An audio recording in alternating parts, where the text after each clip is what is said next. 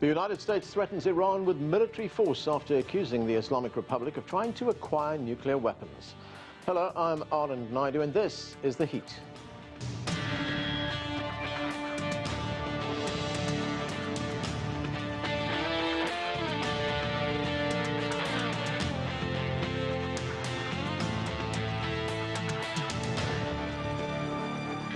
U.S. envoy for Iran Brian Hook made the threat while on a visit to the Middle East aimed at winning support from U.S. allies to extend an arms embargo against Iran.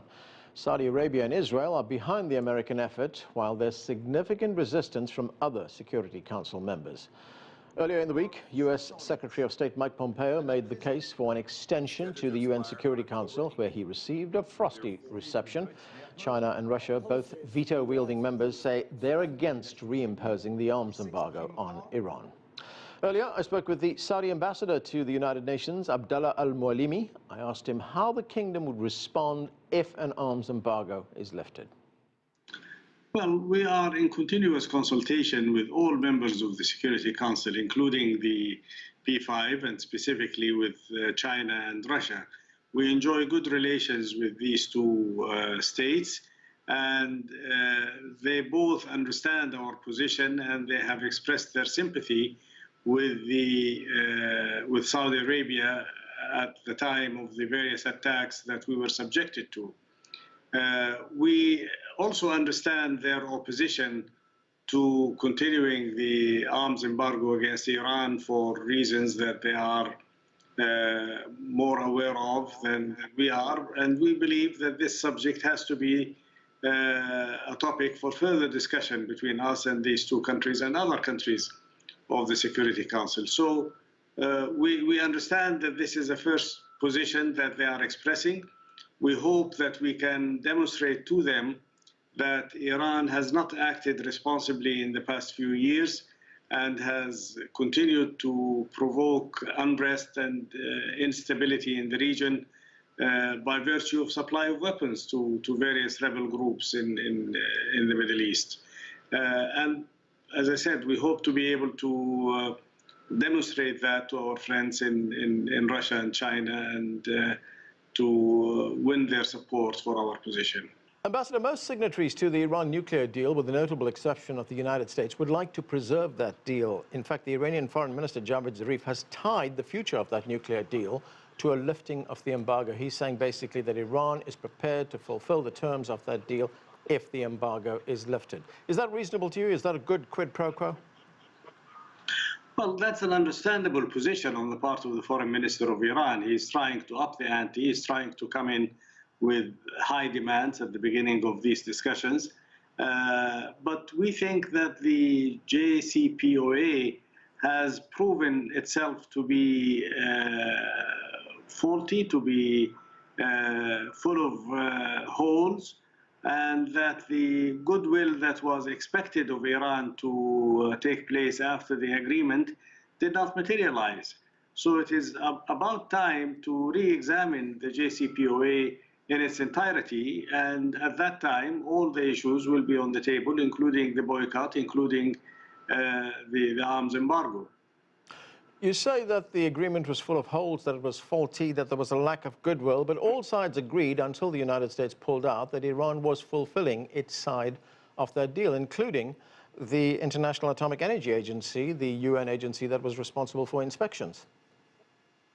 Well, they were fulfilling it because it was front-loaded with advantages to Iran, including cash money, including payments, including relief from some sanctions, and other things. And all what the agreement called for was a freeze on the activities of Iran with regards to nuclear weapons. And Iran is a long-term nation. It can easily preserve its program on ice for a few years and reactivate it as soon as the agreement is expired. So this is a big hole in the agreement. The second big hole in the agreement is that it did not put any checks on Iran's regional behavior. It put minimal checks on Iran's development of ballistic missiles. So these are big holes that need to be addressed. And while Iran would have liked to maintain the agreement because it is working in its favor, I think the international community should now take a stand with regard to renegotiating the entire agreement. Right, those conditions that you talk about were not part of the original agreement. That is true. Now, Saudi Arabia has said that it will support intrusive inspections of Iranian nuclear facilities by the IAEA. What would Saudi Arabia be prepared to do in return? What kind of a compromise do you see if Iran agrees to these kinds of inspections? Well, there should be no compromise on the question of development of nuclear weapons. There should be no compromise about accepting the proliferation of nuclear weapons in Iran or anywhere else for that matter. So Iran is not giving anybody a favor by saying, look, we're not developing nuclear weapons and here we are, come and inspect. The world community represented by the IAEA should have the authority to inspect in Iran and should be the party that ensures and that certifies that Iran is not doing much to develop nuclear weapons. And that is a quid that does not need a quo. Right, you say there shouldn't be a compromise, but shouldn't sanctions be lifted? That's part of the deal. Well, sanctions should be lifted as part of the deal, including other elements of the deal that we have just talked about, such as regional behavior and ballistic missiles. If all of these issues are addressed, then the issue of the sanctions would be part of that. But the issue of the sanctions has to be linked with ensuring that Iran does not continue to import and export weapons at will and to supply those weapons to illegal militias in Yemen, in Lebanon, in Syria, and elsewhere. Now, there has been a report issued by the United Nations which implicates Iran in the attacks on Saudi Arabia's oil installations, as well as an attack on the international airport. There has been a response from Iran, from the Foreign Minister, Javad Zarif. He's questioned the credibility of that report. In fact, he referred to the UN Secretariat where that report was issued as, quote, being utterly unprofessional. Have you seen irrefutable evidence that Iran was involved? We have presented irrefutable evidence that Iran was involved. We have given the evidence because the attacks were on our territory. We preserved the remnants of the weapons that were used in the attacks, and we presented those to investigative teams, not only from the United Nations, but also from other nations as well. And we were arguing the case for demonstrating that these weapons actually did originate from Iran. We've been doing that for quite some time now. It is only now that the United Nations have concluded their own independent investigation and have reached the conclusion that what we have been saying all along is actually correct and accurate. Iran says that its right to import arms is no different from the United States supplying weapons to Saudi Arabia. Weapons that have been used in Saudi Arabia's offensive in neighboring Yemen, which has caused one of the biggest humanitarian crises in the world. We have no offensive in Yemen. We have an operation that is there to protect the sovereignty and unity and legitimacy of the Yemeni nation based on a request by the Yemeni government. The ones who have caused the war in Yemen are the rebels that have taken over the government centers in Sana'a and elsewhere and have even held the president and his government hostage for quite some time before they were able to relocate themselves to Aden. So that is the situation with regards to Yemen. With regards to the supply of weapons to Saudi Arabia, we have never used our weapons anywhere other than for self-defense. We are a large country with abundant resources and with thousands of kilometers of borders with neighboring countries, and we live in a dangerous neighborhood, not the least of which by virtue of Iranian threats and Iranian intervention in our affairs and the affairs of other countries. So we are using weapons for the legitimate purpose of self-defense. Iran, on the other hand, has been engaged in supplying weapons to the Hezbollah militias in Lebanon, to the Houthis in Yemen, to other militias in Iraq and Syria, and in various other places. And Iran has been involved in terrorist operations throughout the world.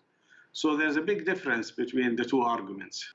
All right, I want to move on to Saudi Arabia's relationship with China. The Saudi Arabian Crown Prince Mohammed bin Salman, he visited China in February of last year. The two countries signed a $10 billion deal under which Saudi Arabia will supply 70% of crude oil to a refinery that is going to be jointly built in northeastern China.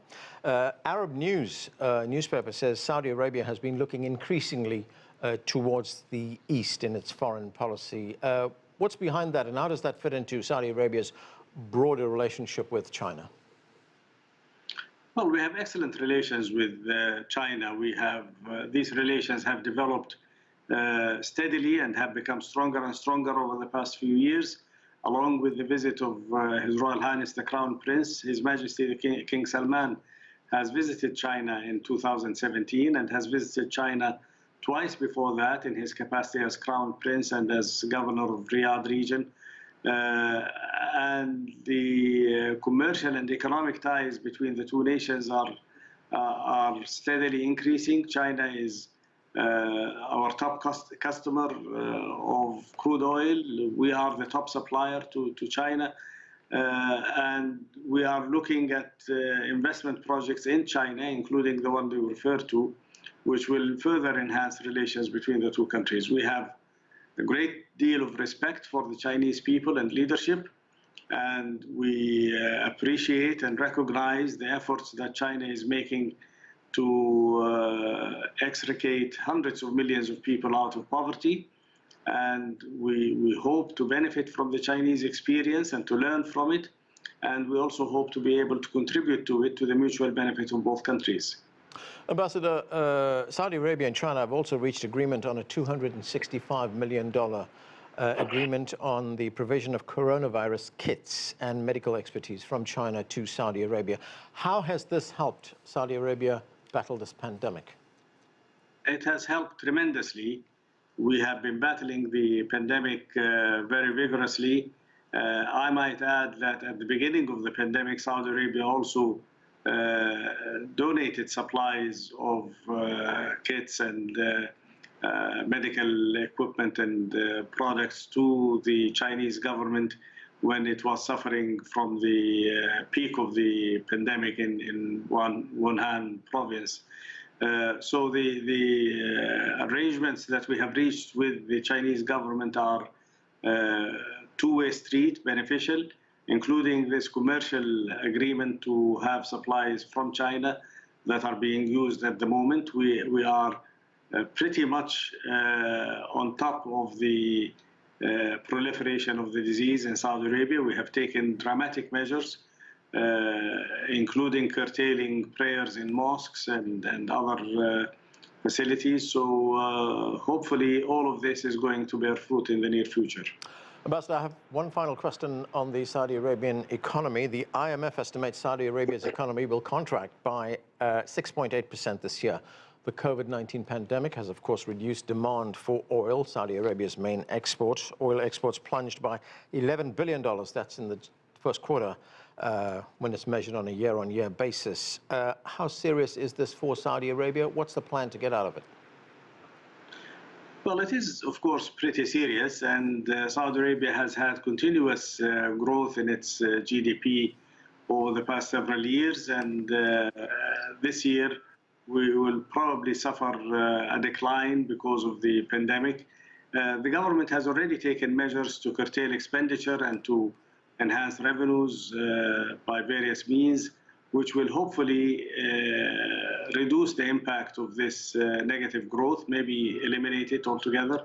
But we are no different than other countries throughout the world, some of which have suffered negative growth rates of much higher percentages. And I believe even China has abandoned setting up targets for its own economic growth this year because of the nature of the pandemic and the unpredictability of the situation. Ambassador, thanks for joining us. Thank you. My pleasure. For more on the latest flashpoints in the Iran-US tensions, I want to bring in our panel. Mohammad Marandi is Chair of American Studies at the University of Tehran. He joins us from Iran's capital. And in New York, Ambassador John Limbert is former Deputy Assistant Secretary of State for Iran.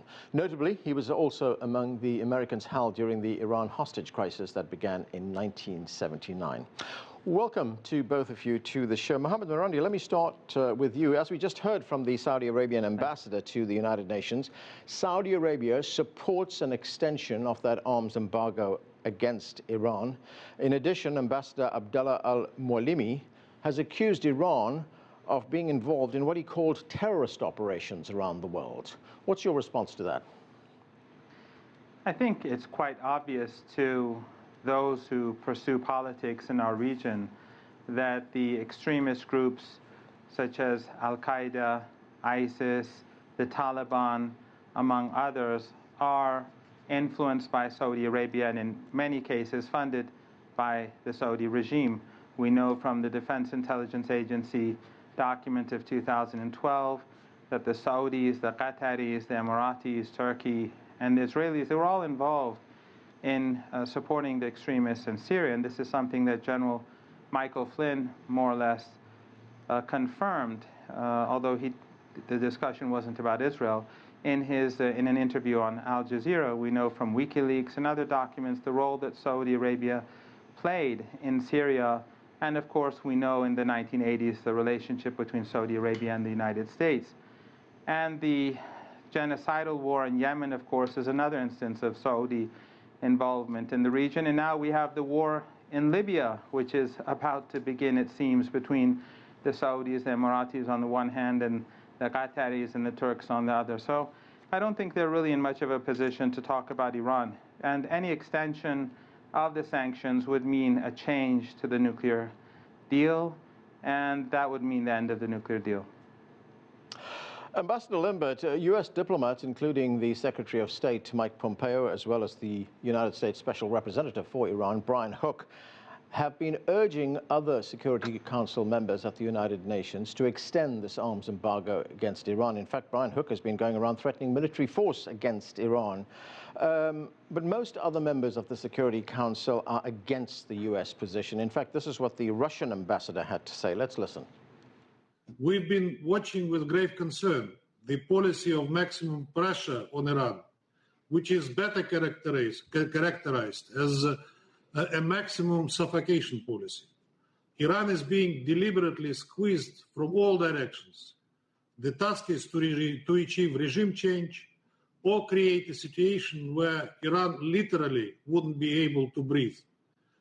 This is like putting a knee to one's neck. So, Ambassador Limbert, is the United States out of step with the rest of the world when it comes to these sanctions against Iran? Is the U.S. effectively isolated here? Well, I did not hear what His Excellency the Saudi ambassador said, but I must say, just speaking on a personal note, I was in the Foreign Service for 35 years and know something about the practice of diplomacy. And I must say that I would not consider either Secretary Pompeo or Mr. Hook as diplomats. Their stance seems to be the pseudo-macho and the phony tough. And so they beat their chests about Iran. They frighten the Saudis about Iran. And now they go back to they have, with this ineptitude, which I do not give the name of diplomacy, they have isolated the United States, and they have isolated the United States from its colleagues in the United Nations, both friends and adversaries. This, to me, is a superb example of how not to practice international diplomacy. That being the case, Ambassador, they still have the power to, I mean, they may not be diplomats, in your view, but they still have the power to impose these sanctions against Iran. What will be the consequences of that? They have the power to beat their chests and to make statements. they have no policy. Their policy is only to feel good and to make themselves appear tough and to frighten, also I should say, to frighten the Saudis into buying extremely expensive weapons, which in the end have proved useless. This is I do not call this a policy. I don't think they have a policy beyond beating their chests and making these kinds of statements. It's obvious they haven't been able to convince anyone to go along with what they're talking about with this embargo, with the exception, as I said, of the Saudis, whom they've been able to successfully frighten into wasting their money on these weapon systems. Mohammad Marandi, the Saudi Arabian ambassador, also talked about the Iran nuclear deal, and he told me that, these are his words, it's faulty, full of holes, and, quote, goodwill that had been promised by Iran concerning that deal had not materialized. He was referring to Iranian development of ballistic missiles, and he was also talking about what he called Iran's behavior in the region. What do you make of those comments? Well, the nuclear deal was about the nuclear program. It wasn't about anything else. And the Iranians gave concessions, and the other side gave concessions. Many people in Iran are very unhappy about the nuclear deal, and they think it was a bad deal. But ultimately, when the Iranians decided to accept the deal, everyone, both those who opposed it and those who supported it, stuck to the deal. So whether the Americans think it was a good deal or a bad deal is irrelevant. It's something that the United States and its European allies have committed themselves to. And so while many people in Iran are dissatisfied, many people in the United States can be dissatisfied, but it's a commitment. And the Iranians have stuck to the commitment. And it was the Americans who withdrew from the deal, and then they started bullying other countries, such as the Europeans, to violate the deal. And the Europeans are now in full violation. They're violating all of their commitments. The Iranians waited for a year and a half on their own. They were fully committed. And then gradually they started decreasing their commitments in order to put pressure on the Europeans to start abiding by the deal. When the Europeans did nothing, the Iranians ultimately stopped enforcing most of their commitments with regards to research and development. In fact, all of their commitments. They no longer have any restrictions. But Iran continues to allow the International Atomic Energy Agency very extensive capabilities to observe the program that go far beyond the NPT and what the IAEA does in other countries. So the Iranians have done more than anyone else to preserve the deal, and therefore the Saudi claim is nonsense. With regards to the region, I think we know that Wahhabism comes from Saudi Arabia. We know that the people who carried out 9/11, most of them were Saudi. We know that in Syria, ISIS and Al-Qaeda, where their ideology came from, and which countries supported them. We know what the Saudis are doing in Yemen and now in Libya. And the Iraqi prime minister once said that ISIS, at that time it was the Islamic State of Iraq, ISI, that they were being funded by the Saudis. So I don't think that Saudis really are in a position to complain about Iran's behavior in the region. Ambassador Limbert, shortly after President Trump came to office, he pulled the United States out of that nuclear deal. Up until then, according to the IAEA, that's the International Atomic Energy Agency, it said that Iran was in full compliance with the agreement. While these discussions have been taking place about extending the arms embargo, this is what the Chinese ambassador, Zhang Jun, had to say at the UN. Let's listen to him. China opposes the U.S. push for extending arms embargo on Iran. All provisions of Resolution 2231 should be implemented, including arrangements on arms-related restrictive measures. Having quit the JCPOA, the U.S. is no longer a participant and has no right to trigger snapback at the Security Council. Ambassador Limber, does the Chinese ambassador have a point there that the United States pulled out, but it still wants to be part of the agreement when it comes to punishing Iran for alleged violations? Basically, he's saying, yeah, you can't recommend snapback sanctions when you're not part of the deal. No, I mean there are many different ways of saying this, but they all come down to the same thing. There's a nice expression in Persian, Dr. Marandi knows, which is he wants both the date and God. In other words, you want to have your cake and eat it too. You're either in the deal or you're not. But the President Trump's withdrawal from the deal was a personal thing. Basically, he didn't care what was in the deal. He knows very little about Iran. I think he thinks Iran is the name of a 20-year-old trophy wife of a Azeri oligarch. But the problem with the agreement was not what was in it, but who made it. It was the fact that it was Obama's deal.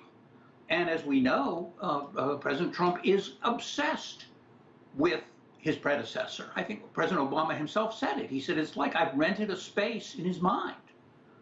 And there I am, and you can't get rid of it. So getting rid of the deal, he could negotiate it. He says he wants to negotiate a better deal. A better deal for him, by definition, is one that he did, and that his predecessor didn't.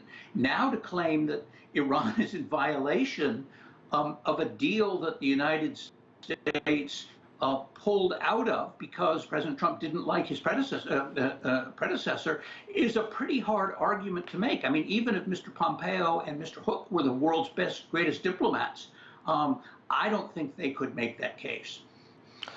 Mohammad Marandi, there's also been another development. There were some reports of a fire and an explosion at an Iranian centrifuge facility. The IRNA news agency, the Iranian news agency, indicated it could be the result of sabotage. What could you tell us about that? I don't know much about it. I only know what's in the news. But I do know that on almost any occasion when there is some incident in Iran, when there's some sort of fire, that immediately the Israeli propaganda wing or the MEK terrorist organization, which is an Iranian group that used to fight for Saddam Hussein alongside Saddam Hussein and now works for the Americans, they immediately claim some sort of responsibility. And usually it's nonsense. In this particular case, I don't know. It definitely wasn't a drone strike, contrary to what the Israeli propaganda, let's say, wing says, because the air defenses there are very strong. Whether it was sabotage or not, I have no idea of knowing, but it wasn't an important building. It was obviously on the ground. All of Iran's sensitive installations are underground and well protected. Dr. Mohammad Marandi, Ambassador John Limber, thanks to both of you for being with us. And that's it for this edition of The Heat. I'm Anand Naidu in Washington, D.C. Thanks for being with us.